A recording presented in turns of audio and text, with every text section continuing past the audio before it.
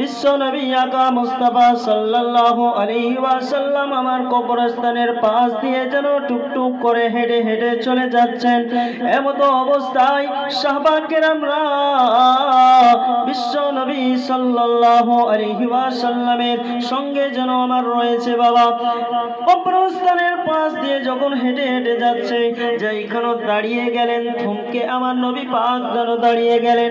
দাঁড়ার পরে যেন বলতে আছে, ও আমার সাহাবা কেরামরা শুনে নাও, শুনে নাও, এই যে দুই পাশ কবর তোমরা দেখতে পাচ্ছ, এই কবরের মধ্যে আযাব চলতেছে। জোরে বলেন সুবহানাল্লাহ। সুবহানাল্লাহ। বোঝা যাচ্ছে বাবা যে মুসলমান আমার, বিশ্ব নবী সাল্লাল্লাহু আলাইহি ওয়াসাল্লাম নবী আমার মাটির ভেতরে কি রয়েছে, মাটির ভেতরে কি হচ্ছে, সেটার খবর আল্লাহ পাক আমার নবীকে জানিয়ে দিয়েছেন। ঠিক সুবহানাল্লাহ। সুবহানাল্লাহ। ইলমে গায়েব দাতা নবী। আজ আমরা অনেক মানুষে বলে থাকি নবী ইলমে গায়েব জানে না।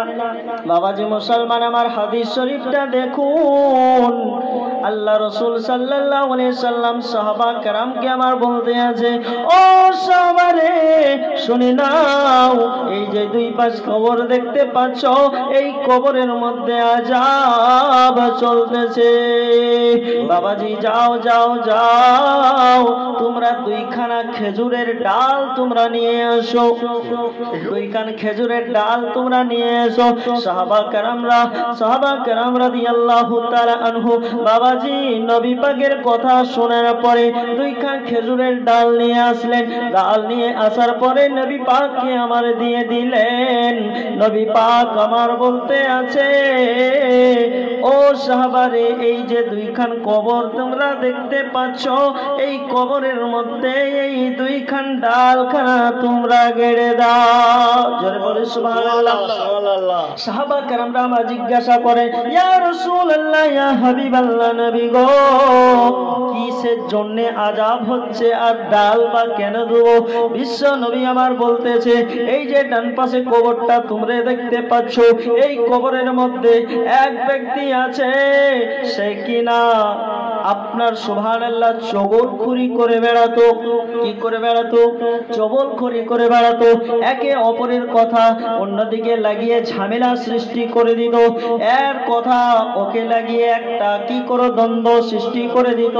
এই চগলখুরি করে বেড়াতো, যার কারণে এই কবরের মধ্যে আমার আল্লাহ আযাব দিয়ে দিয়েছে।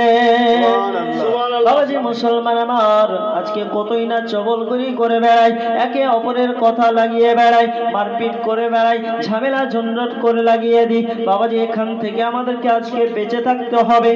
আর একটা কবর সাহাবা কেরাম আমার বলতে আছে, ইয়া রাসূলুল্লাহ, ইয়া হাবিবাল্লাহ, নবী গো, এই যে কবরটা দেখতে পাচ্ছি, এই কবরের মধ্যে কেন আযাব হচ্ছে?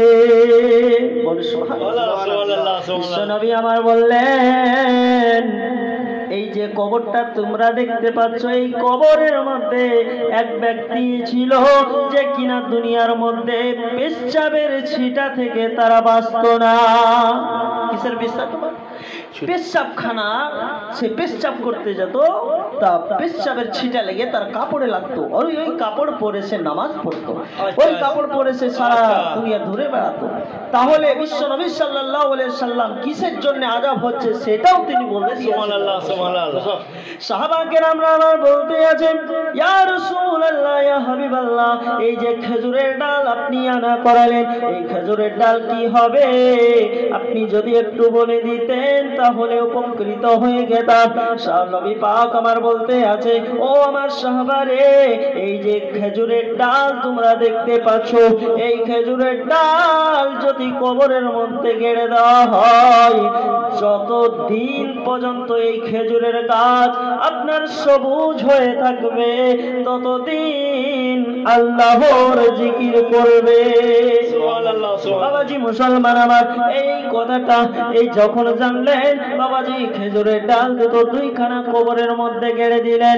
আর যদি সুন্নি মুসলমান হয়ে থাকি, কবরের মধ্যে বাবাজি যদি আমরা খেজুরের ডাল গেড়ে দিতে পারি, যতদিন সে জীবিত থাকবে আল্লাহর জিকির ও আজকার করবে, আর তার কারণে আমার আল্লাহ যেন কবরের আযাবকে মাফ করে দিবে।